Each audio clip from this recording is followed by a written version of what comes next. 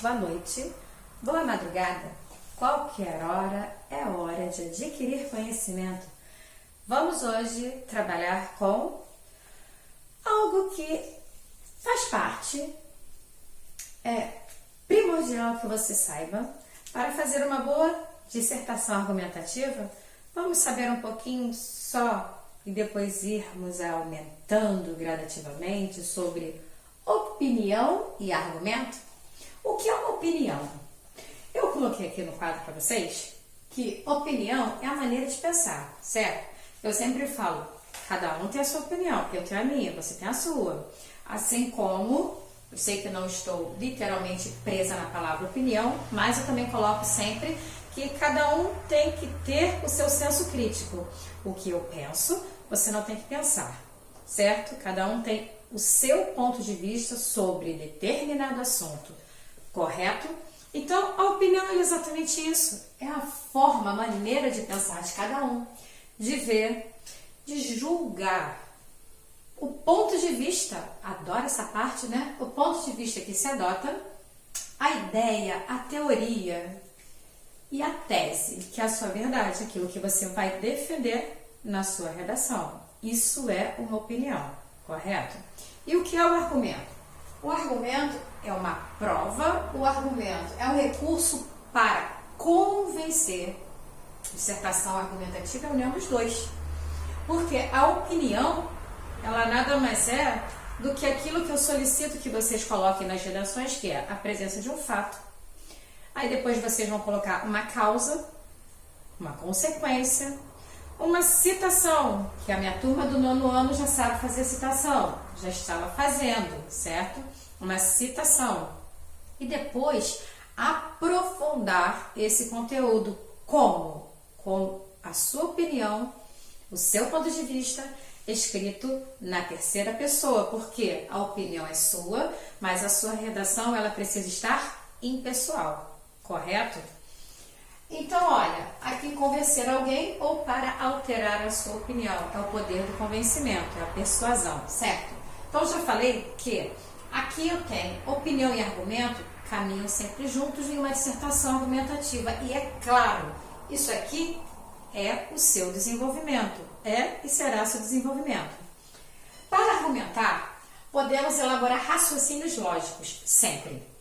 Antes que eu continue, a linha de raciocínio tem que ter toda uma lógica. Quanto mais organizado for o seu texto, estiver na sua ordem cronológica, os seus pensamentos estão organizados. Ah, você quer colocar uma consequência antes da causa? Então você vai ter que colocar muito bem escrito isso de forma que fique entendido que você primeiro quer apresentar a consequência e que a causa daquela consequência foi, aí você vai apresentando, certo? De acordo com o seu pensar, de acordo com o texto que você estiver lá redigindo. Então, veja, elaborar raciocínios lógicos e recorrer a exemplos. Eu sempre falo, né, galera? Vamos trabalhar com fatos? Os fatos são excelentes exemplos, porque assim você torna a sua redação mais verossímil. Por quê? Porque quando você assim faz, a sua redação não terá nenhum ponto onde alguém parará para pensar, será que ele está falando a verdade ou será que ele está falando mentira? Porque você estará trabalhando com fato esse que tem que estar obrigatoriamente na mídia, lembra que eu comentei isso? Tem que ser extraído da mídia, por mais que você, eu, para que nós tenhamos conhecimentos e estes conhecimentos estão próximos de qualquer pessoa que esteja ligado a, por exemplo, só exemplo, ligado a, mas ligado a qualquer assunto que esteja no texto. Vou colocar como exemplo, suponhamos que eu esteja falando sobre segurança. Eu conheço gente do BOP, eu conheço policiais, são amigos meus, mas eu posso falar o que ele me contou? Não. Eu só posso fazer uso se, somente se, estiver na mídia. Se não está na mídia, por maior que seja a verdade dele, não se pode ser utilizada. Ah, mas Valéria, eu tenho familiares políticos e eles me contaram isso. Tá, isso fica para você. Enquanto não sair na mídia, você não pode trabalhar com o seu conhecimento de isso. Isso ficará para você conversar, de repente debater, como sendo o seu ponto de vista, se assim o for, é claro, certo? Mas não poderá trabalhar com uma informação que a mídia não conhece. O que é a mídia? Quem é a mídia? Jornal, internet tem bastante, revistas, sites. Você tem que ficar sempre atento àquilo que é verdadeiro. Quando eu falo fato, atualmente eu falo sempre fato verídico. Aí alguns no passado falavam fato verídico na redundância, não é pleonasmo? Até era, mas como agora tem muito fato fake, certo? Então eu tenho que chamar atenção a isso, tem que ser o mais verdadeiro possível. Sempre que for buscar informações, busque as fontes que estão com as informações exatas. Não servirá uma informação quebrada, um fragmento que, quando se é conhecido no contexto completo, aquele fragmento virá se perder. Você tem que trabalhar com aquilo que lhe dará força na redação, para poder fortalecer sua redação, certo? Aí ele coloca assim, recorrer a exemplos. Sempre falo na sala, busque exemplos que você conhece. Sabe de algo? Fatos, acabei de falar e sempre falo. Dados estatísticos, quando você tem a certeza de um determinado dado, por exemplo, hoje, ao ver o noticiário, eu vi um determinado número, uma estatística de números confirmados com coronavírus. No entanto, quando eu fui para a internet, os dados não estão idênticos. Então, veja, eu sei que já o número já passou de 500 mil, certo? Mas acontece que, se eu não estiver enganada, está em aproximadamente 560, 550, mas eu não sei o dado certo. O que foi que eu falei para vocês? Coloquem aproximadamente, porque suponhamos que hoje seja 560 mil. Não sei quanto está com exatidão, tá? Então, se estiver 560 mil, ou se estiver 562, ou se estiver 555, é uma suposição. Porém, eu fiz o quê? Eu aproximei para 560. Não tem problema, certo? Ou se você não quiser utilizar o aproximadamente, dependendo de qual venha ser a sua contextualização, você pode utilizar o verbo estimar. Estima-se que, fica bonito também, né? Um português rebuscado, um leque cada vez melhor, certo? Não fica legal? Então, veja, você estará trabalhando com dados estatísticos, e esses dados estatísticos, eles são concretos. E como eles são concretos, ele fará com que o seu texto ele tenha mais força ainda, porque você está trabalhando com um número que está sendo apresentado e você estará apresentando que você tem conhecimento de mundo, que você está conectado com o que acontece à sua volta, que você é conhecedor deste assunto. Você não é simplesmente um aluno, mas um aluno que conhece aquele assunto, que conhece aquele tema, portanto você tem a facilidade para poder desenvolvê-lo, certo? Aqui também coloquei ou argumentos de autoridade. O que é um argumento de autoridade? Vamos para cá? Consiste, já que fechei com ele, né? É o que eu mais gosto. É ele, tá? O argumento de autoridade, ele consiste em justificar a tese com ideias ou dados emitidos por pessoas ou instituições de reconhecida competência no termo. Olha que legal. Quando você tem esse conhecimento, olha só o que eu coloquei aqui embaixo, por acaso, se não me engano, foi o que eu até acabei de comentar. O autor revela, o autor é você. E você, meu aluno, você sabe disso. Nós já estamos trabalhando nisso há muito tempo. Então, alguns anos, né? Então, olha só, o autor, você que está escrevendo, quando conhece o argumento de autoridade, porque você está pegando teses com ideias, está montando, né? Vai justificar a sua tese. Com que ideias? Emitidos por pessoas, instituição de reconhecida competência no tema. Por exemplo, se eu estiver falando sobre a pandemia hoje, dependendo do que eu venha falar, a Fiocruz, olha só, se eu souber algo sobre a Organização Mundial da Saúde, a OMS, veja só, o que eu estiver ali preparando e esteja de acordo com esses dois nomes, sendo verdadeiro e estando colocado na mídia, eu posso trabalhar e apresentar que eu tenho conhecimento. Então, quando isso acontece, né, revela, ou seja, que o autor revela domínio do tema, ou seja, revela ter estudado o tema e refletido sobre o que os especialistas dizem dele. Quando coloco estudado, não é que você parou para abrir, para ficar lendo e tal, mas é você ter o conhecimento. Por isso eu coloco sempre, temos que estar sempre conectados com o mundo, ter o conhecimento de tudo que está acontecendo. Por quê? Quando isso acontece, eu tenho a facilidade da escrita. Qual tema? Vou falar sobre cultura. O que você sabe sobre cultura? Você sabe algo? Você sabe o que é da cultura? Como ela chega? Como ela é transformada? Como ela poderia chegar para todos? Será que todos têm acesso a ela? Dependendo do texto motivacional que aparecer lá para você, você saberá escrever. Sabe por quê? Você sabe o que é a cultura, você tem o básico da cultura, você sabe onde ela acontece, você sabe como ela acontece, você sabe da acessibilidade, o custo se é igual para todos, entendeu? Aí você pensa também, mexendo com cultura, tem diversos assuntos aí, posso mexer até com televisão, tem determinados canais maravilhosos, basta você explorá-los. Tem canais geográficos, tem canais literários, tem vários canais para você explorar. Dependendo do seu foco, você vai explorar e conhecer diversos assuntos para trabalho. Tudo lhe será fácil na escrita, devido ao quê? Ao conhecimento adquirido ao longo dos tempos, como eu costumo colocar nos meus enunciados das dissertações, certo? A exemplificação, olha só, ela tem a tese e a sua opinião. A tese é aquilo que você vai apresentar e a opinião que você tem sobre o tema. O tema do texto e o fato. Você irá trabalhar isso em outra, na parte do centro, né, central, que é o seu desenvolvimento. Você vai pegar um tema lá do texto e o fato para poder escrever. Eu acho essa tipologia mais simples, tá? E acredito até que não seja tão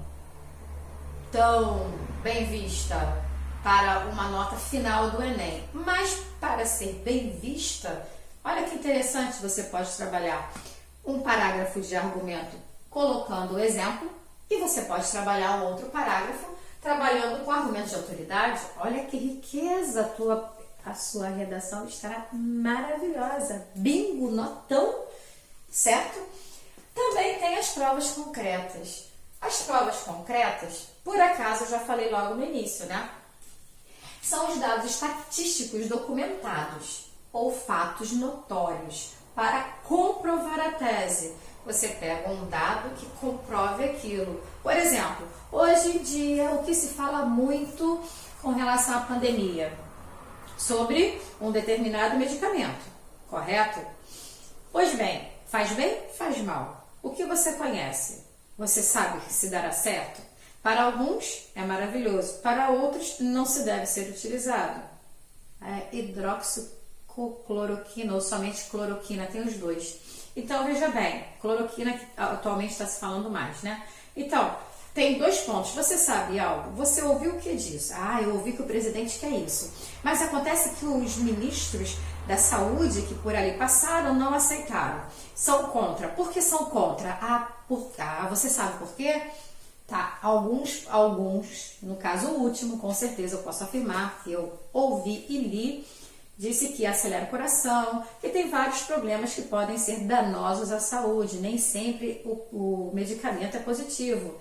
Mas há quem diga que para outros o medicamento é positivo, mas como estamos em época de pandemia, não estou dizendo nem que está certo nem que está errado, entendeu? Então veja, qual seria a melhor solução? Faz-se uso, não faz-se uso? Eu não vou colocar meu ponto de vista, porque eu não tenho vocês para debater, então perde a graça.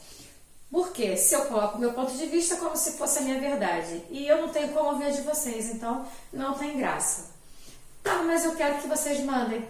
Me enviem por WhatsApp o que vocês acham. É para me enviar amanhã, após assistirem a aula. O que vocês acham sobre este medicamento que estão para utilizar com relação à pandemia da Covid. A doença é a Covid.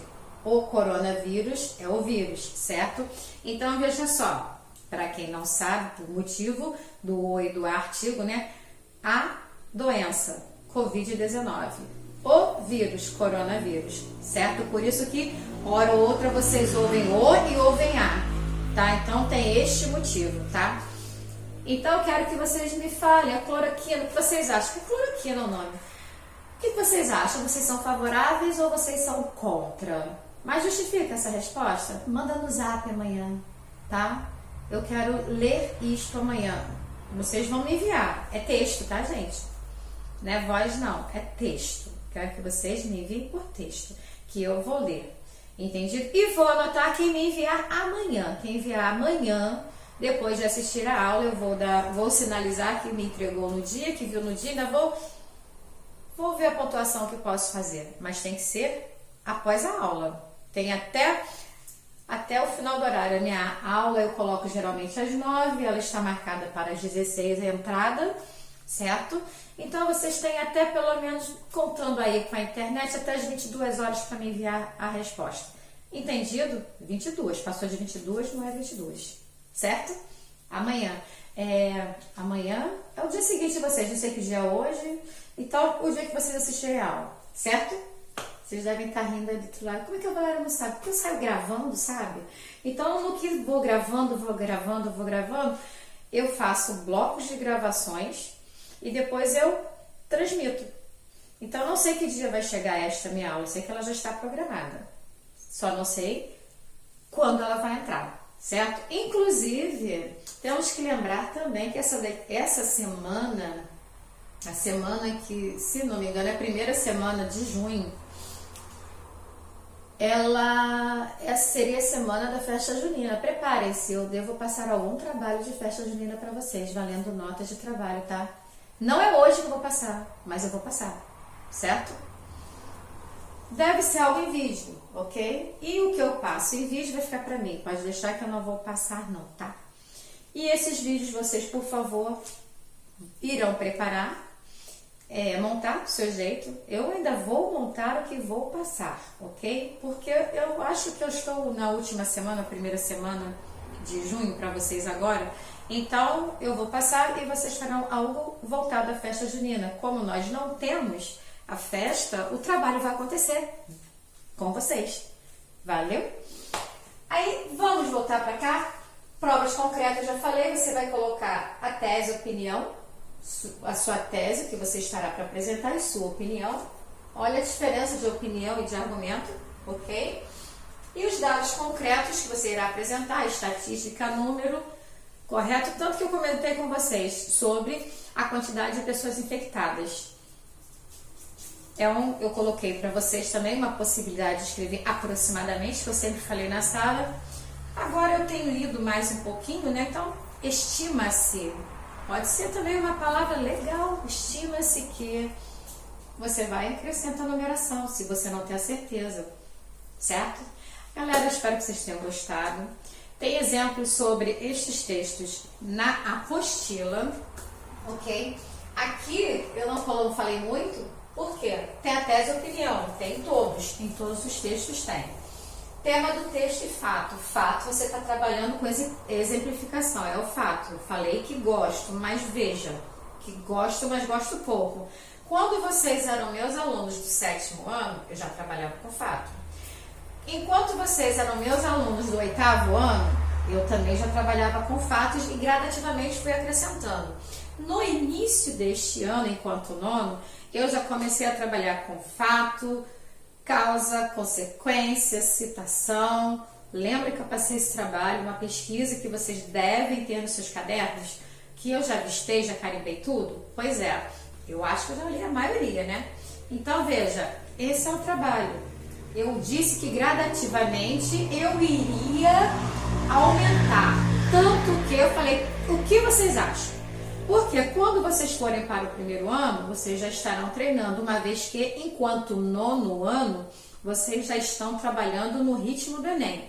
Só que quanto mais cedo você trabalhar e quanto mais cedo você tem a chance de começar a treinar e revisar e rever e olhar e corrigir e reescrever e visualizar diversos temas, mais rico será o seu conteúdo, seu leque, seu conhecimento, e a facilidade chegará para você no dia dessa prova do Enem. Por isso que eu digo que o conhecimento não pode parar.